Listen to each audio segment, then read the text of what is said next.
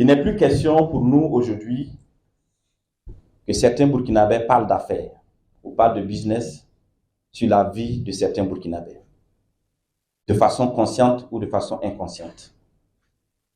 Il va de soi que nous tous, nous soyons engagés et avec la même détermination et le même engagement.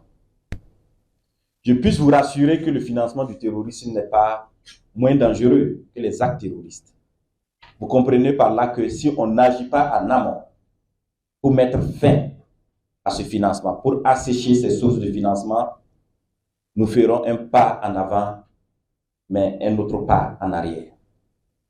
Et c'est pour cela que nous avons invité, vous tous ici présents, acteurs économiques.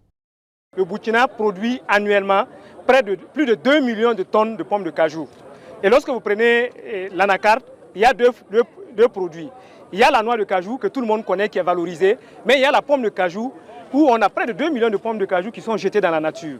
Donc l'idée qui nous est venue, c'était de voir, en tant que structure de l'État, qui doit valoriser les produits de nos terroirs, comment est-ce que nous pouvons donc accompagner à la mise en place d'unités qui vont permettre donc de transformer la pomme de cajou en différents produits. La guerre et ses contraintes commandent un mode de vie frugal. Pas de luxe pour les chasseurs de terroristes. Il faut ajouter un peu. Je vais mettre un peu. Merci. Nous sommes enfin à découvert dans un autre village. Bouemaoun est vide.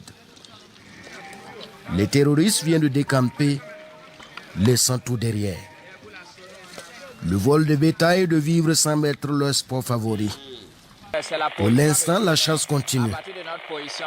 Le sous-lieutenant Tonnerre coordonne avec le drone de frappe. Au fur et à mesure que nous avançons, voilà, l'ennemi refuse le contact. Il fuit permanemment. Mais nous aussi, nous allons les suivre. Où qu'ils entrent, on va se courager, puisque c'est eux que nous on cherche. Merci. Dans les concessions,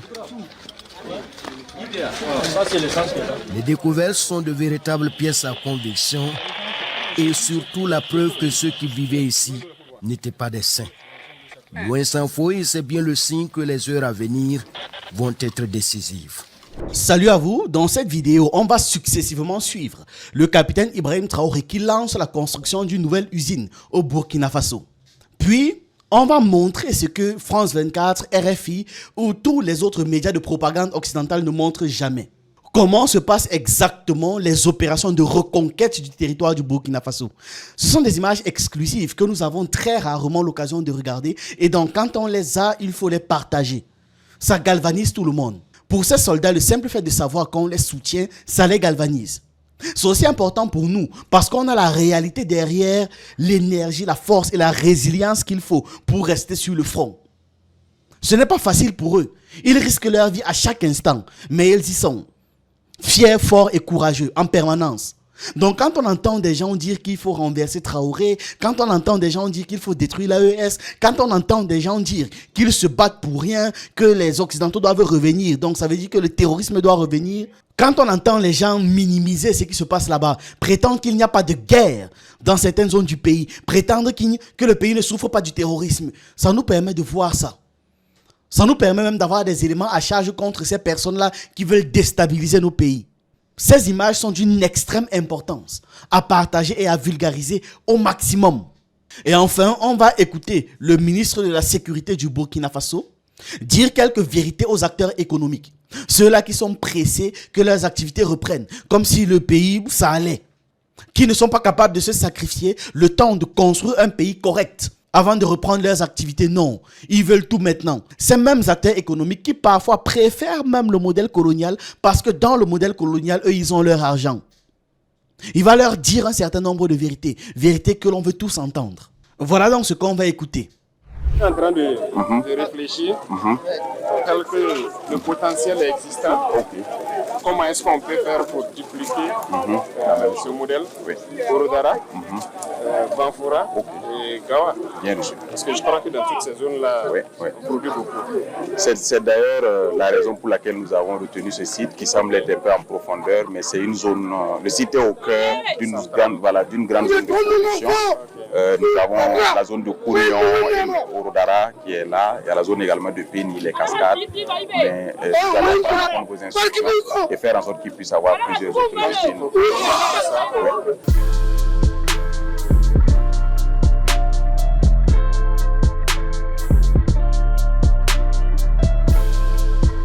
Ce soir, à la pose de la première pierre de l'unité industrielle de transformation de la pomme de cajou. L'idée de l'unité est venue du fait que le Burkina produit annuellement plus de 2 millions de tonnes de pommes de cajou. Et lorsque vous prenez l'anacarde, il y a deux produits. Il y a la noix de cajou que tout le monde connaît qui est valorisée, mais il y a la pomme de cajou où on a près de 2 millions de pommes de cajou qui sont jetées dans la nature. Donc l'idée qui nous est venue, c'était de voir, en tant que structure de l'État, qui doit valoriser les produits de nos terroirs, comment est-ce que nous pouvons donc accompagner à la mise en place d'unités qui vont permettre donc de transformer la pomme de cajou en différents produits.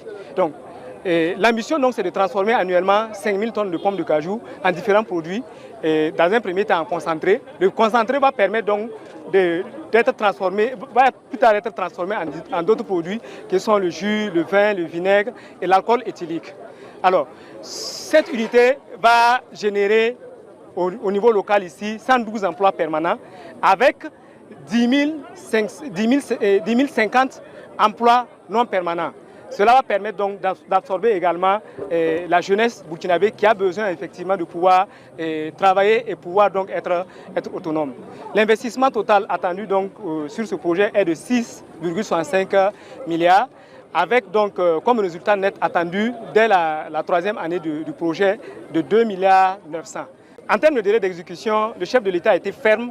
Les travaux de l'unité doivent être achevés au plus tard le 31 décembre 2025. Et donc les entreprises doivent s'en tenir à cela et permettre que dès que les premières pommes vont sortir, qu'on puisse procéder à l'inauguration de l'unité.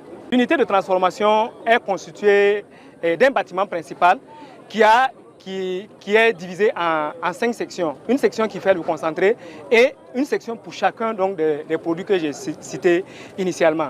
Mais l'unité ne pouvant pas être isolée comme ça, il y a un certain nombre d'infrastructures qui sont autour donc, de l'unité, à savoir, donc, vous savez, lorsque on réunit un certain nombre de personnel quelque part, il est indispensable donc d'avoir certaines infrastructures sociales, notamment une infirmerie, notamment la pouponnière, parce que nous savons qu'il y aura des femmes qui vont travailler à l'intérieur pour qu'ils puissent avoir donc, leurs enfants à côté, et un restaurant qui va permettre également au personnel de se restaurer sur le site de l'unité et de ne pas perdre du temps donc, en allant loin pour chercher à manger. Et en plus donc, de cela, il y a un laboratoire qui va nous permettre donc d'analyser la qualité des produits qui vont sortir donc, du site. Donc, autour donc, de ces infrastructures également, il y a des infrastructures de stockage, notamment des magasins pour la matière première et des magasins également pour le produit fini. L'idée même du choix de Péni est très stratégique dans le cadre donc, de la stratégie d'approvisionnement en pommes de cajou. Vous savez que Péni est un peu centré dans la zone de production ouest donc, de la noix de cajou.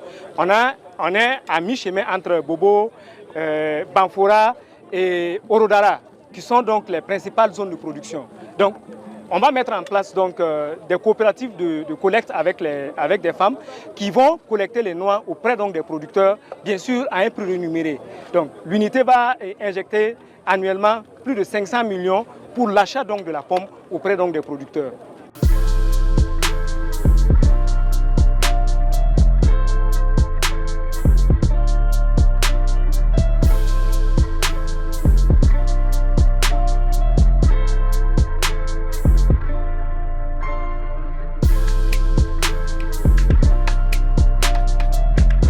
La guerre et ses contraintes commandent un mode de vie frugal.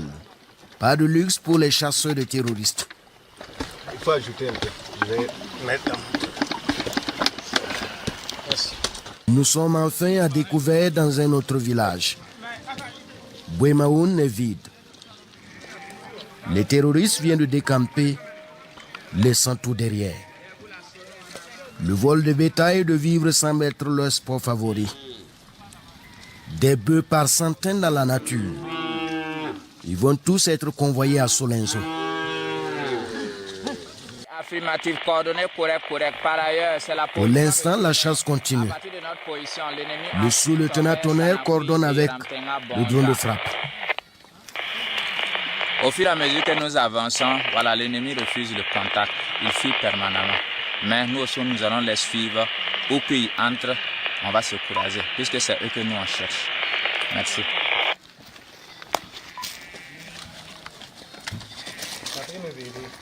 Dans les concessions, les découvertes sont de véritables pièces à conviction et surtout la preuve que ceux qui vivaient ici n'étaient pas des saints. Loin s'en faut, et c'est bien le signe que les heures à venir vont être décisives. Des tonnes de céréales. Elles vont toutes être détruites avant la suite en forêt.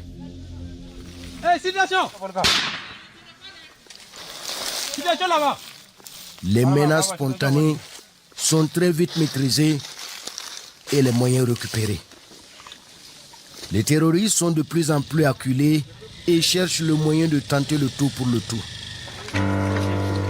À pied, nous traversons des villages prostrés, anéantis aux prises avec une canicule féroce. Le mercure frôle les 42 degrés à l'ombre et même la nature suffoque.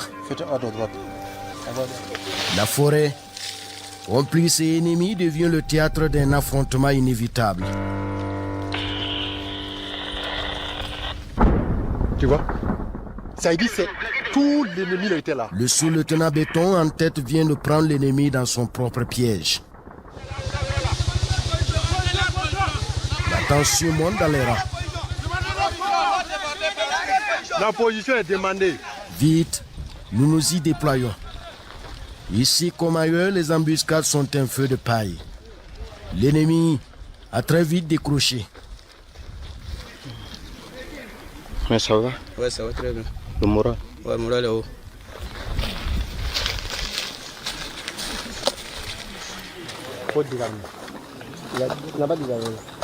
Les traces d'une violente attaque finit en queue de poisson. Le meneur vient de perdre la bataille, sa vie aussi. Un certain Lukman, l'éminence grise de la prétendue Katiba qui régnait en maître ici.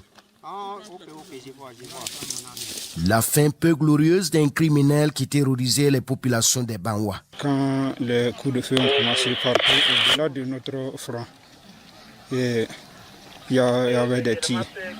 Et ils essayaient de nous donner d'eau au fleuve afin de nous encercler.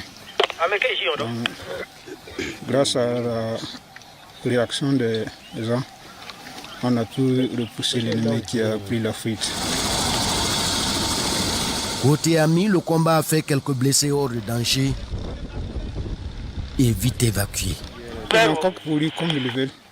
Nous, on a décidé comme ça, tant qu'on ne neutralise pas ces gens-là, on ne va plus rentrer. Et c'est nous-mêmes, on va demander au commandement de pouvoir les traquer et les neutraliser jusqu'au dernier élément avant de rentrer. Le défi est lancé. Et pour les fantassins, c'est une question de dignité. Cette action marque un tournant décisif dans la manœuvre.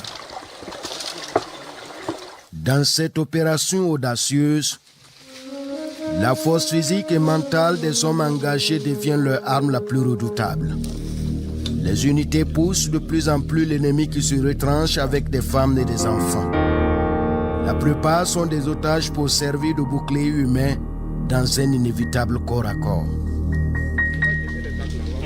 Dans ce territoire au sud de Solenzo, la mort l'a emporté sur la vie. On se croirait dans un film, mais ceci n'est pas une fiction. C'est la terrifiante image d'une guerre qui a déjà tué des milliers de Burkinabés et qui dure une dizaine d'années. Dans cette zone de vie, nous découvrons peu à peu le dessin macabre des bourreaux. Des fosses communes au bord du fleuve. Combien de corps y sont ensevelis? Qui sont-ils? Nul ne sait. Ce qui est certain est que ceux qui les ont enterrés ont enjambé le fleuve et les voici sous le drone de surveillance. C'est désormais une question de vie ou de mort.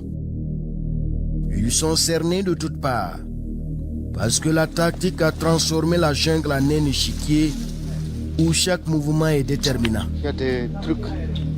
Là qu'ils avaient intercepté. Ce jeu de cache-cache va durer 3 jours et 3 nuits aux abords du fleuve. Hors de notre caméra, des combats intenses avec les unités postées à l'autre rive ont permis d'écraser l'ennemi. Plus de 300 otages ont été libérés et amenés à Ouagadougou. Des armes récupérées, des billets de banque aussi. Des images de fortune rapportées par les militaires. C'est l'épilogue d'une dizaine de jours de traque dans les Banwa et surtout contre vents et marées. La météo pourtant inattendue souffle le chaud et le froid sur les hommes qui font parler leurs armes. L'instant est tendu à hauteur de Boinga. Au bout du fil, le capitaine Soleil qui seconde le capitaine Ouattaou depuis le centre des opérations. Alors que les hommes montent sur la dernière base et étouffent la menace, le commandement prépare la consolidation en terrain conquis.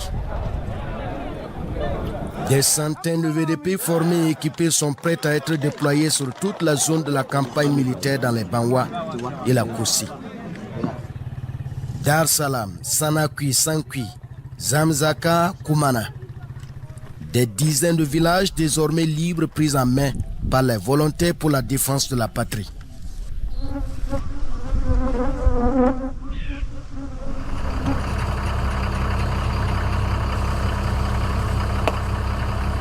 Discrètement, l'opération Tourbillon Vert se relance et aborde sa seconde phase offensive.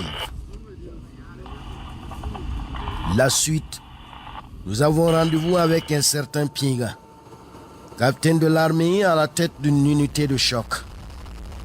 Sa mission est de reconquérir la commune de Di et ses environs. C'est dans la vallée du Sourou.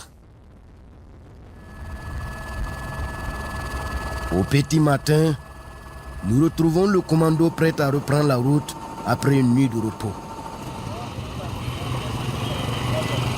L'unité Dragon ou encore le 10e bataillon d'intervention rapide en tête est suivi du 18e BIR. La piste a l'air innocente, mais ici personne ne se fie aux apparences. Quelques consignes pour nous garantir la sécurité dans l'opération. L'officier est très regardant sur la vie de ses hommes. Les démineurs ici traquent minutieusement les engins explosifs improvisés.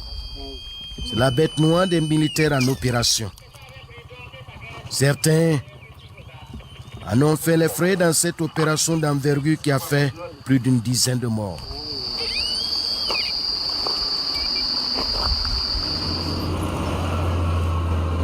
Comme à sa première phase, la mission est celle de multiples soubresauts.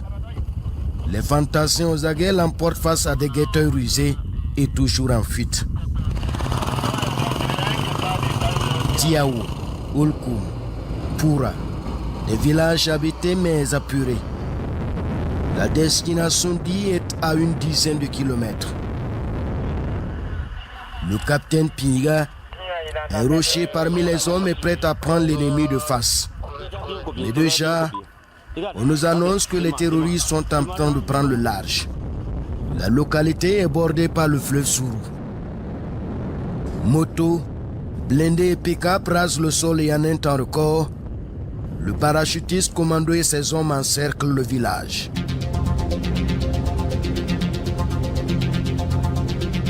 La tension est palpable. Di retient son souffle. Les têtes pensantes du terrorisme dans la zone viennent de tomber dans la nasse. Mais rien n'est encore concluant. Les éléments résiduels se sont repliés dans les villages environnants. Alors, la chasse à l'homme continue sur un rayon de près d'une vingtaine de kilomètres. Nous sommes en territoire malien.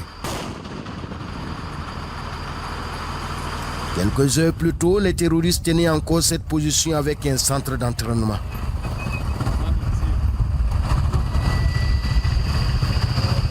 Une salle de classe demeure ce qui y ressemble, avec une tactique de combat comme le coup du jour.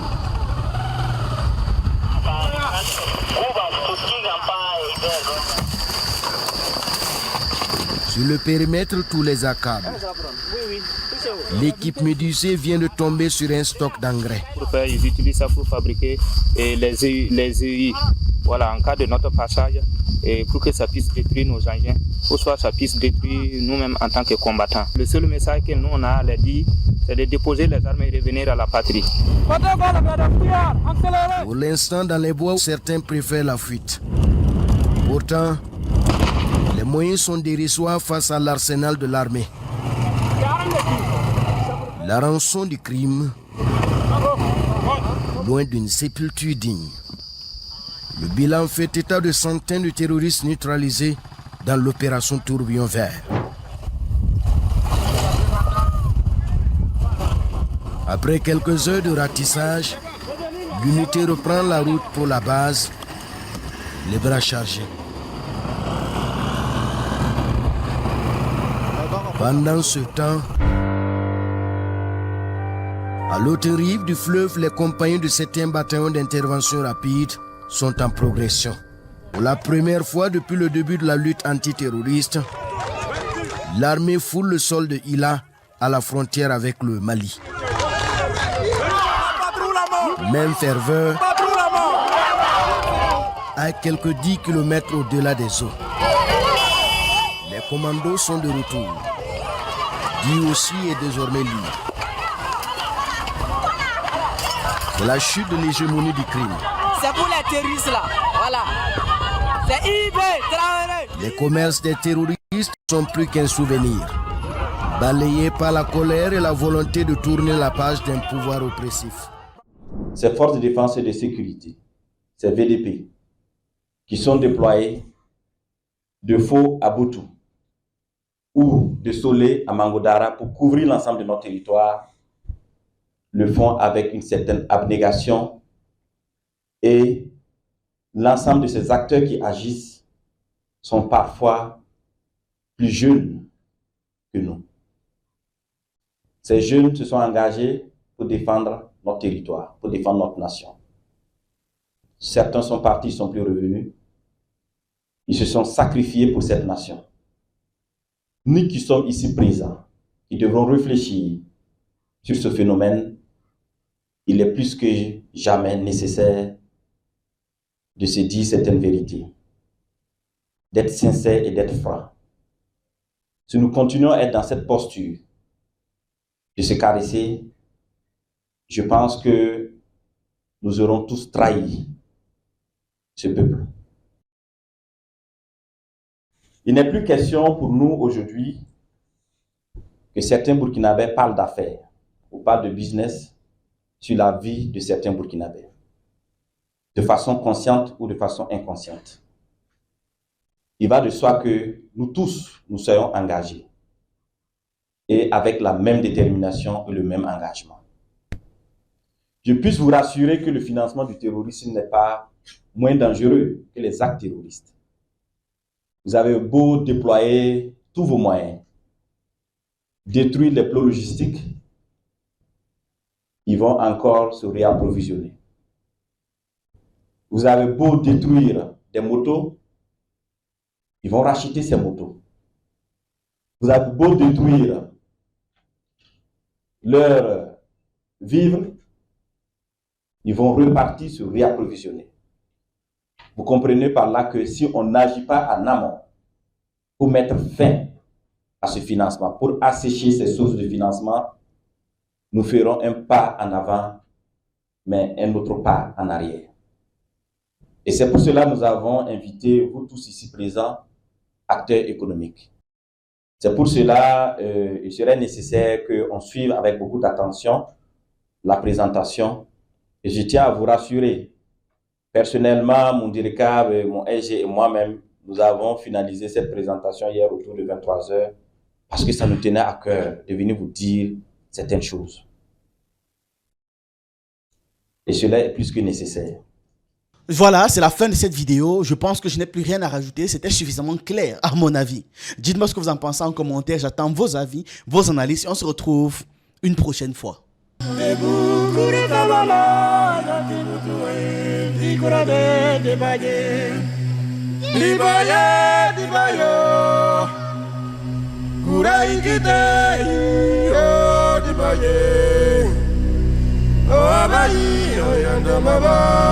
Oh,